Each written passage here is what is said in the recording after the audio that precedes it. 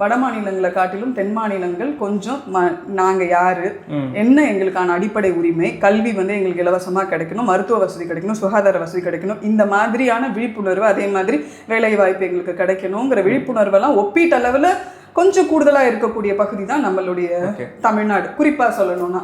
இருந்தாலும் மக்களை பொறுத்த வரைக்கும் அதாவது என்ன ஒரு மென்டாலிட்டி இருக்குன்னா, பெரும்பகுதி ஒரு அவேர்னஸ் இருக்கிற ஸ்டேட்டாக இருந்தாலும் இது மக்களை நம்ம குறை சொல்ல முடியாது. ஏன்னா அவங்களுக்கு கிடைச்சிருக்கக்கூடிய கல்வி, வேலை வாய்ப்பு, அவங்களுடைய வாழ்க்கை. இப்போ போய் விஜயோடைய கேஸ்லேயே பார்த்துக்கிட்டோன்னா 41 பேர் இறந்தவங்களுடைய சோஷியோ எக்கனாமிக் ப்ரொஃபைலை பார்த்தா எல்லாருமே கூலி வேலைக்கு போகக்கூடிய குடும்பங்கள்லேருந்து வராங்க.